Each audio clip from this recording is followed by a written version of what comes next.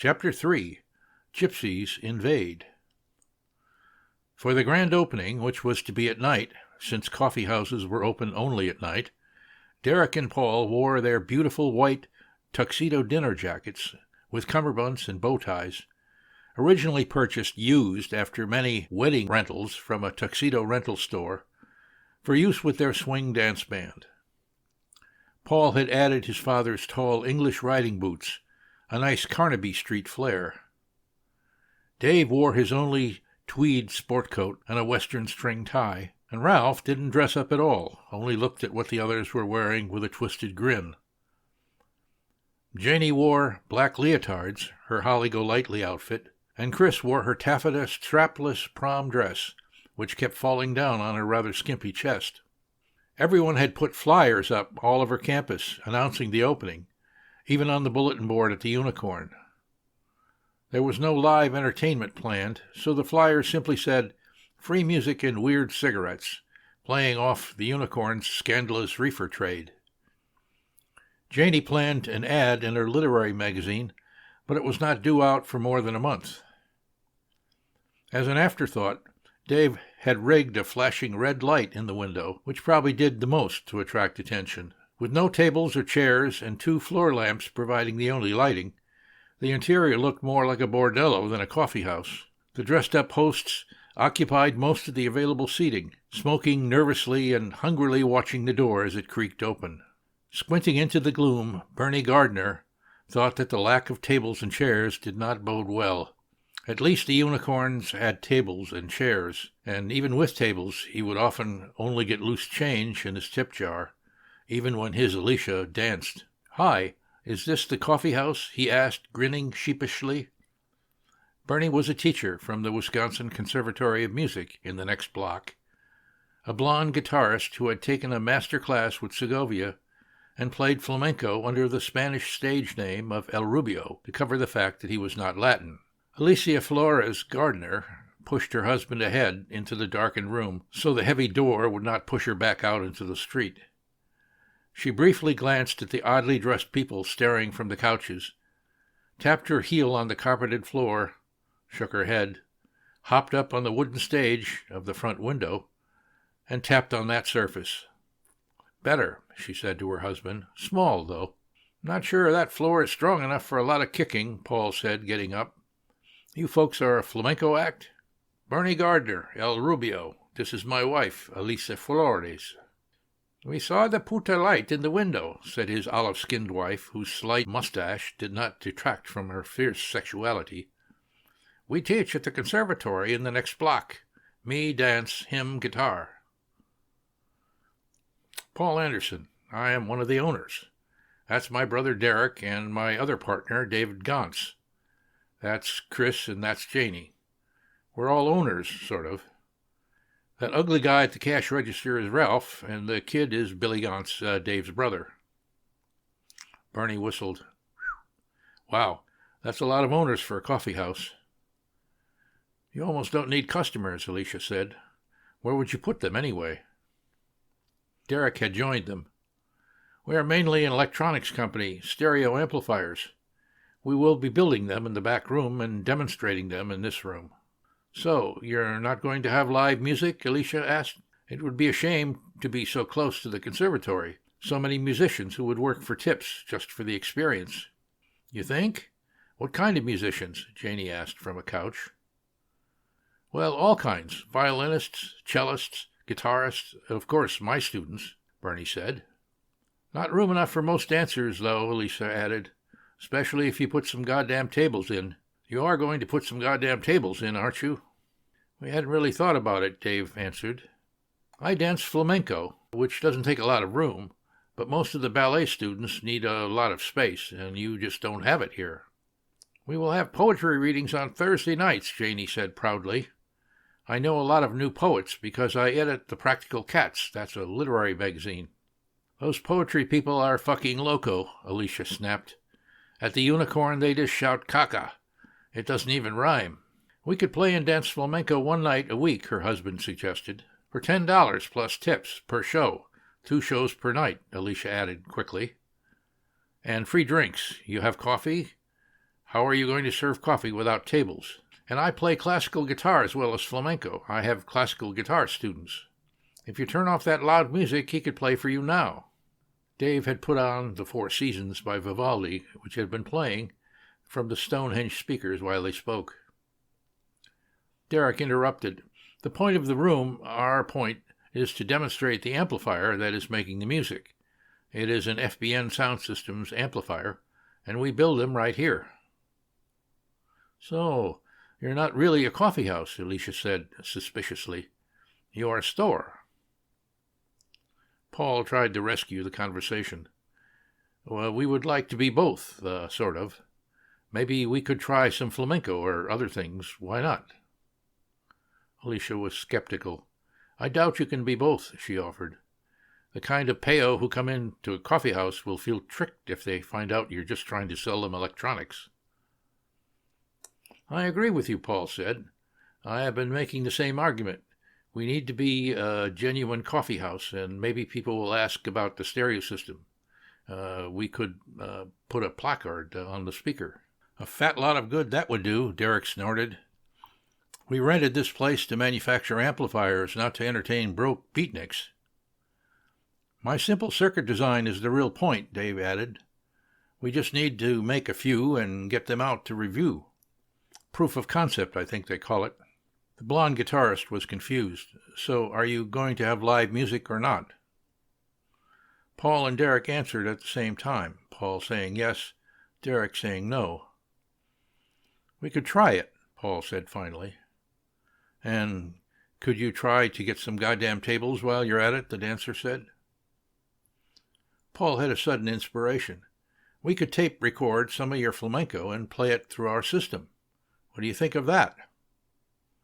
Paul had recorded the Catholic Symphony using his father's Pentax reel-to-reel tape recorder set up in the balcony of the concert hall. The recording sound was pretty good, but it was monophonic, and Derek would need to buy a stereo machine and 2 mics. "We would need a 2-channel recorder with preamps," Dave said, warming to the idea. "We could make all sorts of recordings that would show off the amplifier, how realistic compared to the real thing. Brilliant. Who's going to tip a recording?" Alicia asked. "And we could make radio ads for the music room, or even for the amplifier," Derek added. It was becoming clear that a stereo tape recorder was going to be essential equipment for the entire enterprise. "We tried tape recording Alicia's Tocanero. That's heel work, just drowns out the guitar," Rubio said. "And you can't see the dancing. We would have to record only guitar." "Can you sell copies of the tape?" Alicia asked, seeing an opening. "How hard would it be to make copies and sell them?" Dave considered the idea. "We would need another tape recorder and blank tapes. No problem. You could get a royalty. Shit, we could become a record company." "Madam has a stereo tape recorder, doesn't she?" Bernie asked with a quick glance at his wife. Tanya Popoff, who everyone just called Madam, was a 50-year-old ex-Bolshoi ballet teacher at the conservatory, known for her voracious bisexual appetites, which had, on occasion, included the blonde guitarist, as well as his wife and several of their students. "How much royalty?" Alicia asked. "I don't know," Derek said. "We would have to see how much it costs. Probably, I don't know, what is usual, 1/3 of the net profit? If the blank tape costs $1 and we sell it for $4, we net $3 and you would get $1 royalty, something like that." "And you get $2? Alicia asked. "Well, we'd be doing the recording and copying work and providing the blank tape and the store and taking the money." "Would you pay us when you make the copy rather than when you sell it?" Alicia was driving a hard bargain. "We could get all our students to buy the tapes. We have almost 40 students between the two of us, and there could be more than one tape. A series, maybe." "Maybe. Sure, why not?" Bernie had moved to the burlap wall and was touching it with his hand. "What is it on this wall? Looks like burlap." "Sure, it is," Davy said proudly. "We got it by the bolt and just stapled it on." "You could hang things on it?" "I suppose. There's plaster underneath. What did you have in mind?" I have this lute I'm trying to sell. It's not a real lute, it's a guitar lute. Same fingerboard as a classical guitar, but with a rounded body, looks like a lute. I could hang it here on the wall with a placard on the price, and you guys could make a commission when and if somebody buys it. Oh? How much commission? Derek asked, trying not to seem too interested. I want to sell it for $400, and you could make $50 just for taking the money. Do any of you play guitar? It should be demonstrated.